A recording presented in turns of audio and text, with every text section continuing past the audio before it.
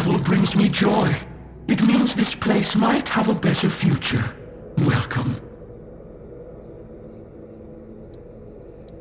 The true natural order, balance, death and life. We have lived together since the dawn of time. Regardless of the decision you make, I will still be, in one form or another. Your arrival has sparked real change in this place. For the first time in centuries, I have no doubt this change will only deepen. But I want you to understand what you will bring about. The curse of this place will be lifted. However, with its disappearance, all the inhabitants of this place will die, against their will. There is, however, an alternative. You will go to my home, the place that is my core, and you will take a part of me. When the time is right, you will place me within the body of the unfulfilled King Sagremor. I will take control of this place through the bodies of the royal couple. This is the only way it can be done. The king and queen are inextricably linked to the origin, the present, and the potential future of this place. They must have a part in this. My growth will be slow, but eventually I will encompass everyone. The new kingdom will be a common good. I cannot force this decision upon you. I am not able to threaten you, nor do I wish to. But after you complete your task, this place will die with all its inhabitants. That is all. No more, no less. So then, what is your choice? There will be no other opportunity for this conversation. I don't want to strain Sestigender's body for too long. Ah, the faithful penitent. We were fortunate to cross paths. He found peace and was able to partially come to terms with his fate by attuning himself to me. As for me, I gained this vessel through which we can converse. We helped each other greatly. Wonderful. When the moment comes, plant us within the king's breast. Let him finally rest. We shall take this place. Thank you, on behalf of the inhabitants of this place.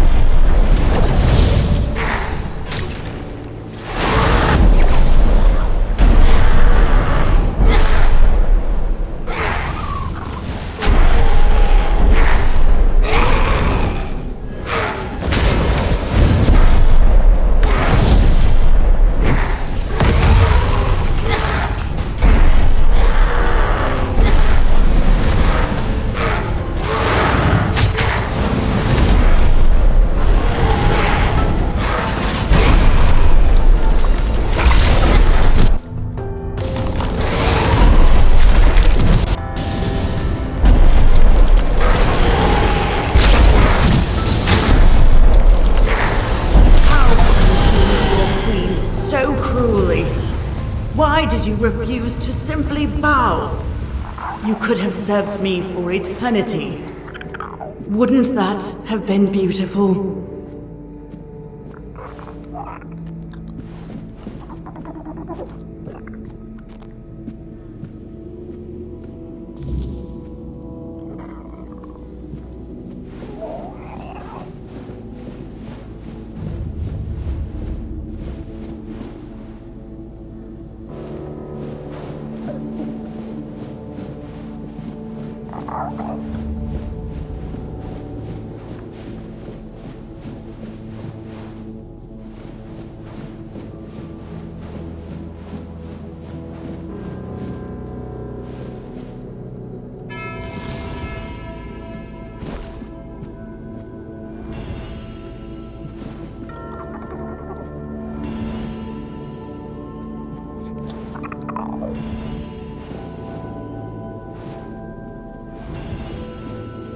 Gone, is she?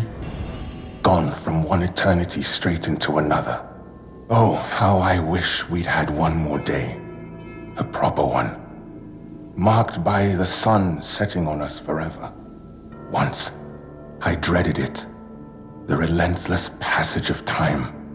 And now, all that's left is tomorrow, and tomorrow, and tomorrow. And all our yesterdays have lighted fools. Away to dusty death. Fear not, till mushrooms take the place of your heart. And now mushrooms grow in my chest. The king is dead. Long live the king.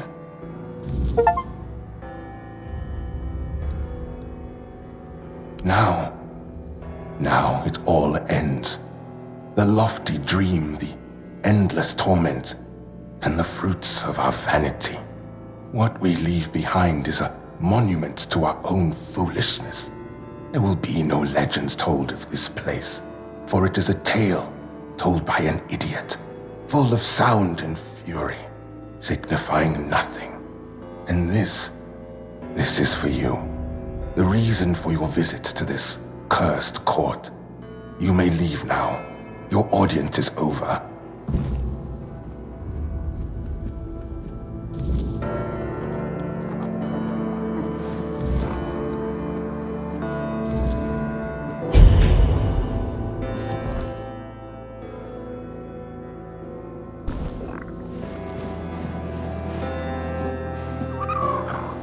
Stigender has finally found peace.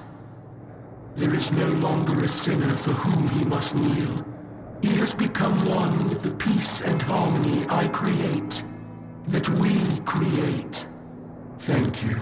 You have broken the terrible and unnatural cycle imposed on this land by human pride. And at the same time, you have ensured that the effort put into building this place was not wasted. At last, it will become a home for all. Our growth will be slow at first, but in the end, we will claim the entire abyss of King Sagremor. In peace and silence, we will unite what has been divided for so many centuries. You are already speaking with him, Savior. He is now part of something greater, just like everyone else. Though you have kept yourself for yourself, you are still a part of us. Farewell.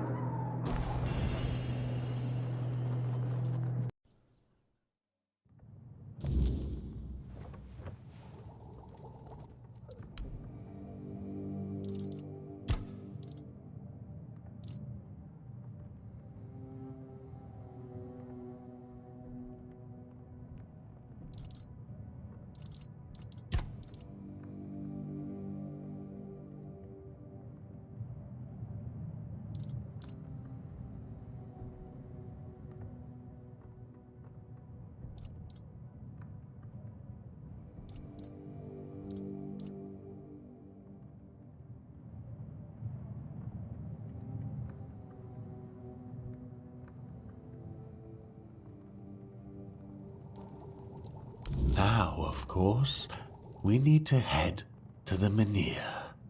If I've read the notes correctly, the ritual has the best chance of success if we perform it after nightfall. No time to lose. The sooner we start, the sooner we'll rid our lands of this Camelot scum. Now I need to prepare myself, but I'll be waiting for you by the menhir after nightfall.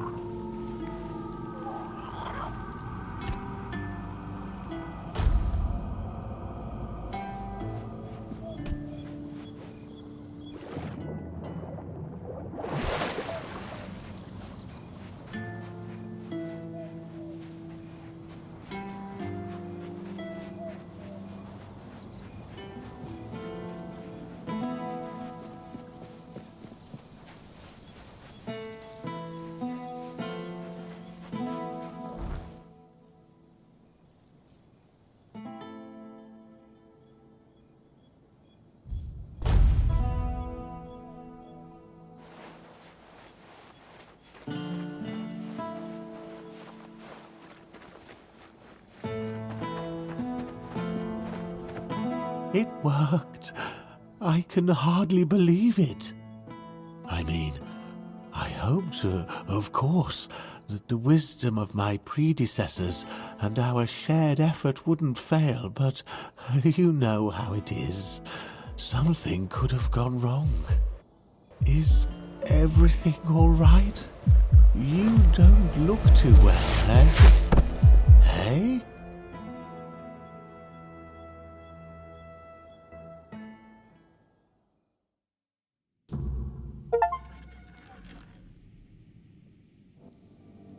So, it's done. The menhir is alive once more. This changes everything. The people of Cornot will stay where they are. I wouldn't be so sure. The weirdness continues to thicken, and the threat of the Red Death hasn't passed. Besides, I still have my orders, and they clearly state where your menhir belongs. I know you have your orders, and I, as a lord, am bound by Camelot's law. But the moment of choice has come, and I stand with my people. I am the Lord of Cornot, not Camelot. I cannot simply command my subjects to abandon their land. Of all times, you choose now to grow a moral backbone? Spare me. You are a lord, and it is your subjects' duty to do as you command. And if you defy Camelot, well, I don't think I need to tell you how that will end. But that's where you're wrong, Denholm. There is one thing even Camelot cannot dispute. Not if they wish to avoid a civil war that would break out if they defied their own laws. What are you talking about? How exactly is Camelot defying its own laws? I will lead an expedition to find the Holy Grail. Such is my will. What? So you've really thought this through, haven't you? Well, if that is the will of the Lord of Kurnocht, then Camelot will have no choice but to acknowledge it. I'll report this to command. They're in for a surprise.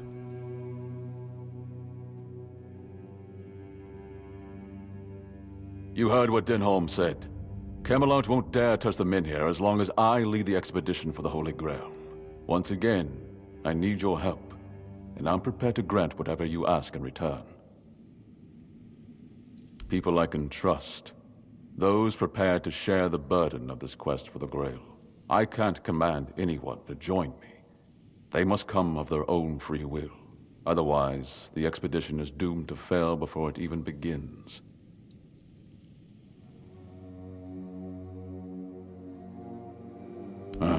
You see, here's where it gets interesting. I've turned Camelot's own ancient laws against them. No one can dissuade the Seekers of the Holy Grail from their sacred mission. That means all orders are effectively halted until I return. With my shield, or on it. It also ensures the people of Kurnocht have the right to remain on their land until I'm back. Which, of course, means I don't have to return at all. I don't, but perhaps I should. A lord's worth is measured by the respect of his people. It is time I follow in the footsteps of my noble ancestors and do what must be done. If this holy mission can secure peace for my people, then I shall see it through. And if by some miracle we return with the legendary Grail, all the better. My word would become law, and the men here would remain untouched. By Camelot's own laws, I could even lay claim to the crown should I wish it, but I don't. My Kurnocht is enough for me. I would start by looking among the most trusted and eldest members of our community. Our priestess, Niante, possesses unparalleled talent in healing. Her presence would certainly be invaluable on such a journey. Then there's Urfa, a skilled blacksmith who was once a formidable warrior. If not for the strength of his muscles, the strength of his mind could prove useful. You might also speak with Maggot. Since the two of you have been through so much together, he may not be thrilled by the idea, but I believe his heart is still in the right place. A sense of purpose in what we're about to undertake. Now that the Menhir is reignited, it no longer matters whether we return with the Grail or not. The people will be safe and retain the right to stay on their land. Each of them must understand that this is about the fate of all Kurnocht. For some, it might even serve as a chance for a change in scenery. Approach them with kindness. They all have their demons, and I doubt they'll agree to join if they are still tethered by unresolved matters. Thank you. And believe me, the reward you'll receive for your efforts will be priceless. And whether they agree or not, I will set out for the Grail. I will buy more time for Kurnocht.